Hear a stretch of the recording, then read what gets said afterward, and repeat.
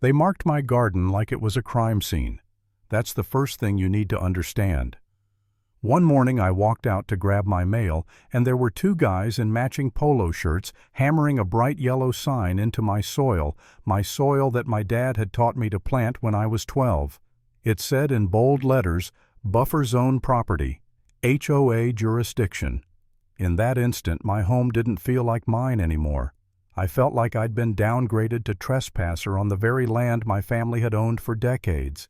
And I knew something was seriously wrong, and it was closing in on me fast. At first I thought they were city workers, utility guys maybe fixing a line.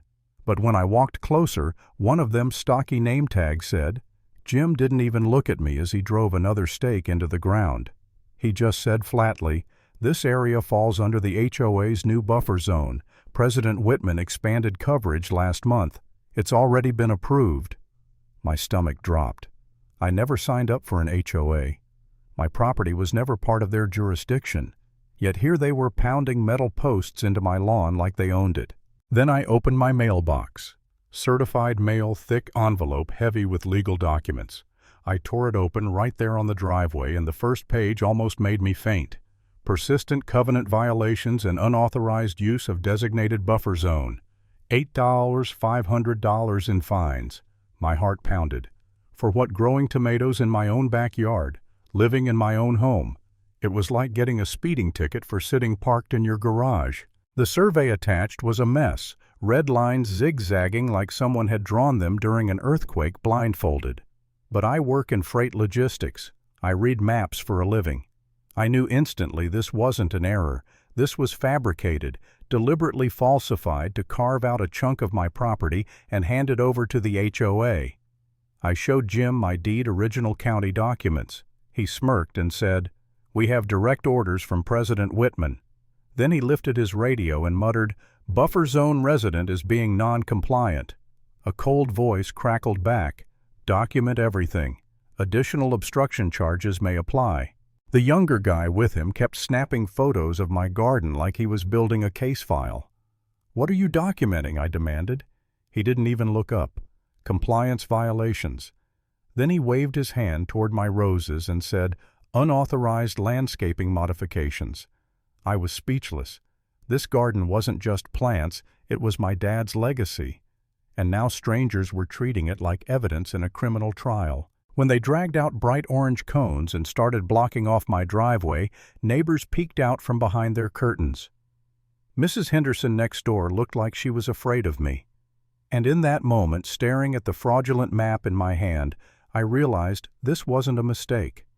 This was a land grab orchestrated by Paige Whitman, the president of the HOA. And if I didn't fight, I was going to lose everything. I called my lawyer Mark. He told me flatly, "You get one shot at proving this is organized fraud. If you let them push you, she'll do this to everyone." His words rattled in my head, but truth be told, I didn't feel like a fighter. I felt powerless.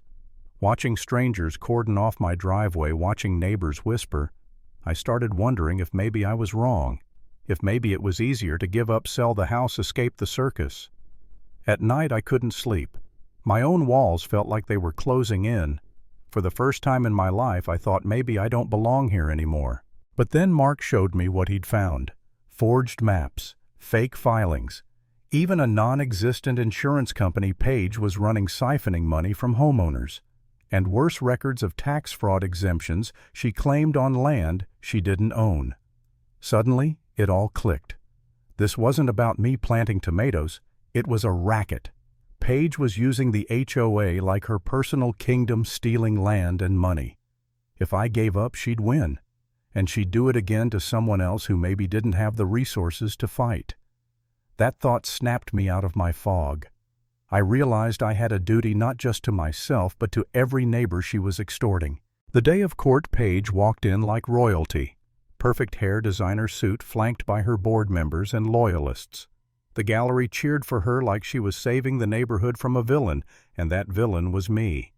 For a moment, I almost believed I'd already lost. But when it was my turn, I stood up and hit back. I presented my original county deed showing my property lines crystal clear. Then I held up her fake survey maps, crooked, doctored, blatant fraud. The room murmured. I could see doubt flicker on faces that had been cheering for her minutes earlier. Then I dropped the next bomb, the fake insurance company. The phony filings. The fraudulent tax records. Gasps echoed. And then came the kill shot, a video recording of Paige herself walking into a P.O. box, pulling out envelopes of cash from homeowners. I could feel the air shift. People in the gallery leaned forward, jaws tight. Paige's confident mask cracked. Her hands shook as she tried to object, her voice trembling. The judge called for a recess, demanded the district attorney step in. When we resumed, Paige looked like a ghost of herself. Her supporters sat silent. And then the gavel came down. The HOA was dissolved. Paige's assets frozen, federal charges pending. In the gallery, neighbors ripped up violation notices shouting for justice. The queen had fallen, and the kingdom was gone. When I drove back home that night, the orange cones were gone from my driveway. The fake boundary stakes ripped out. For the first time in weeks, I pulled into my own home without feeling like an intruder. And though I didn't celebrate, didn't throw a party, I stood there in the quiet realizing Paige had tried to steal my land and my future. But in the end, she lost everything. Sometimes the only way to protect what's yours is to stand up even when everyone else thinks you're crazy.